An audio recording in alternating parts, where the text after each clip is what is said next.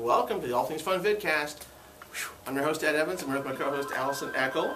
The phone rings. And the phone rings. And Glenn I must Walker. know we pushed it on. That's right, it's probably Glenn.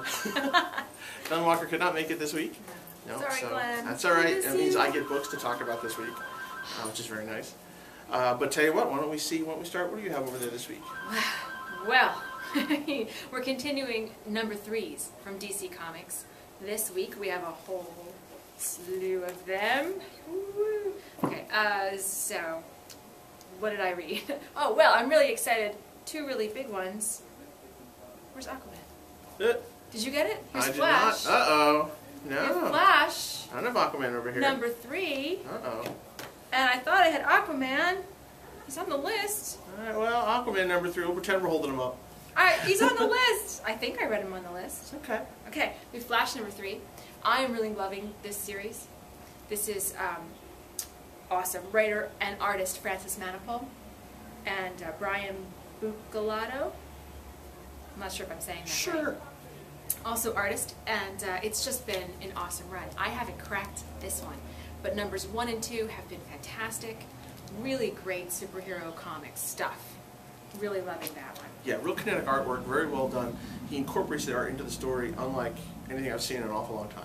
So it's a great read. You feel like you're involved, and it's cool in a Flash book like that because you're running through this book at a fevered pace, which makes sense for the Flash. So it's very well done. It's a lot of fun. Good. It's well thought out too. Let's see what I did read. Number 2 for. So I'm excited about number 3. 3 comics together. They're interesting to talk about together. We have Fury of Firestorm, the Nuclear Men, Blackhawks, and the Savage Hawkman. They're actually kind of similar books in a way. This should be good. Yeah. How can I tie these together? I know in number 2, Fury of Firestorm, the 2 boys, Jason and Ronald, who are our new Firestorms, were being pursued by a commando team. Right? So then in Blackhawks you have, from the commando team's perspective, not the same situation. But it was interesting to read one, and where the commando team is the bad guy, and then you go over and now you're sympathizing with the commando team. I thought that was really interesting. And I have to say, from my taste, Fury of Firestorm is a lot. The art is really cool. When the 2 Firestorms are together, they have this huge golem firestorm, and things are progressing. They're trying to deal with their new situation.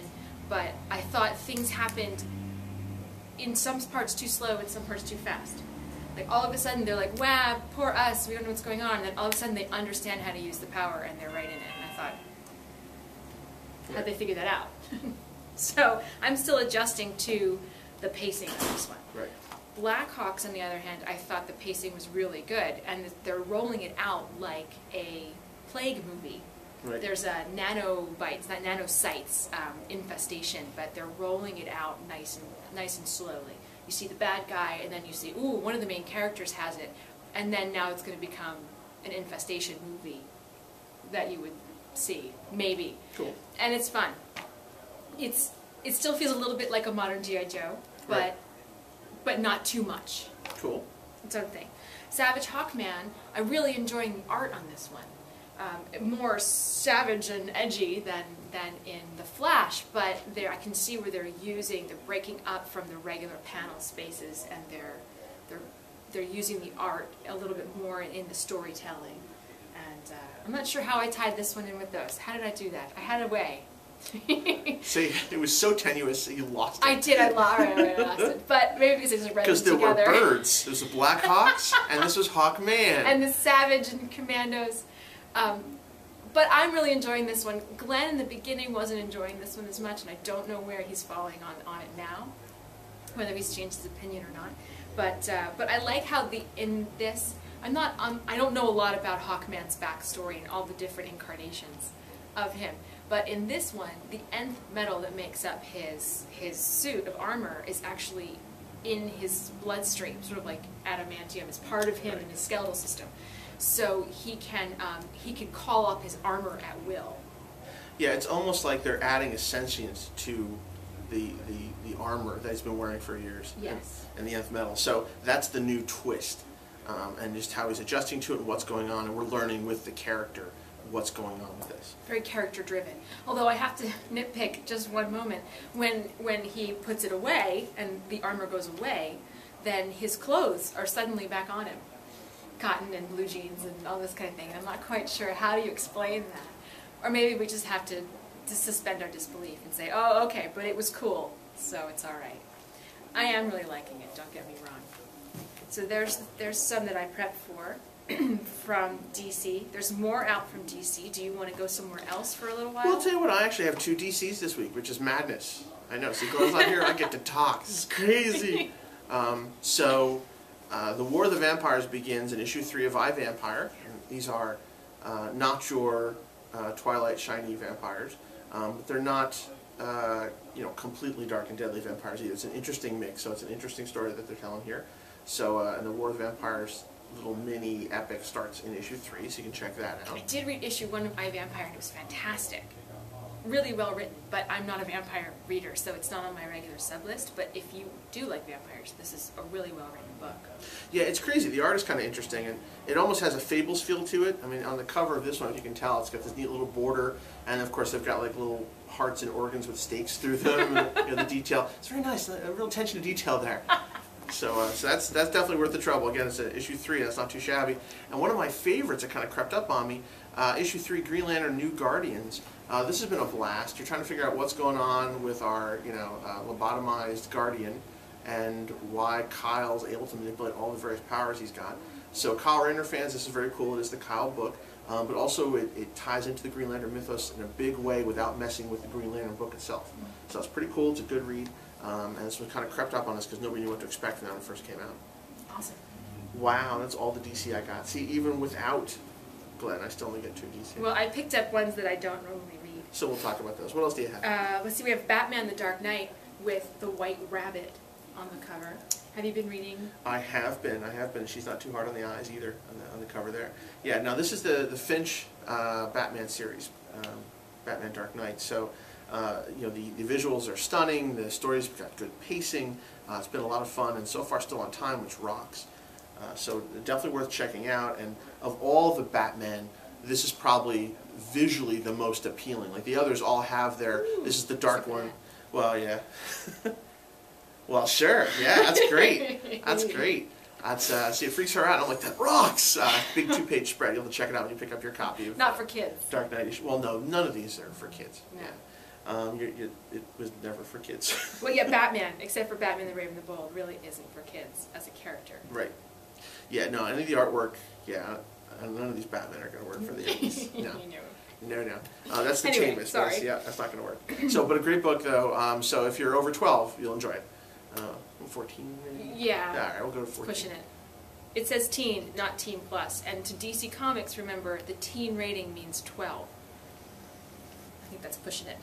But maybe it's New York City 12-year-olds or something, as opposed to our soft suburban teen 12-year-olds. I don't know. Oh, Sheltered. I'm going to let that go. Because your children may be watching. My children? Yeah, you're soft. He'll agree. It's all right. Nice. What else you got there? You're right, I don't want to see that. Yeah, well, I dig out of this. Speaking of dark, we have Justice League Dark. But yeah, surprisingly good read. I've been reading that. So this is where all of the mystics kind of end up. This is our magical Justice League ghetto. And they're all thrown in there. For those of you who miss Zatanna. She's in this one. She's a big part of this, yeah. And Deadman and Constantine. And Deadman's everywhere. You can't like throw a stick without hitting Deadman. Yeah, right. Because all it takes is to date Dove or something, and you're in. I never got that kind of. I was hooking up with Dove. Whatever. I never got that, but yeah. So it's got their version of Constantine, Deadman, and they're fighting one of their own, which is pretty cool, and did a nice job. Yeah, it's good artwork, and they wheel out some lesser-known characters as well, but you care enough about them that you're involved. So it's a good series, a good read. And again, it may not be one of the top top 5 books, but it's definitely worth the trouble. Yep, compellingly written. Okay, we still chugging along on this? Sure. Okay, do you want to go voodoo since you're talking? The best of the New 52 set in a strip club. You got that award. Issue 1 was all in the strip club, and that was my complaint. Was it was many panels of nothing happening, of just strip club, and I thought, really? And it's funny because that was actually my plus for the issue. The exact same thing she mentioned was my sell point for it. So could be the difference in genders and how we read the book. I'm Could not be. sure. And then at the end, in like the last page, you had something interesting happen to propel the story. Now, because of that, I didn't read number 2. Oh, you're missing out. I heard that number 2, big things actually happened and it got better. Absolutely, or stayed good, depending on how you saw the first issue. All right, fair enough. Yeah, so very well done. For folks who followed Wildstorm and have some interest, Voodoo and Stormwatch and Grifter are all kind of tying together. This alien menace now exists in the DC universe. And these 3 stories, while not officially tying together, are all moving that story along. So if you're reading all 3, you're following all the stuff and you're getting different pieces of the puzzle. Now you can read them alone, doesn't matter. It won't hurt you anywhere. You're all going to go to the same place, clearly. But each character is putting together the same puzzle. And you as a reader get to follow along. And you're like, oh wait, if only he knew this.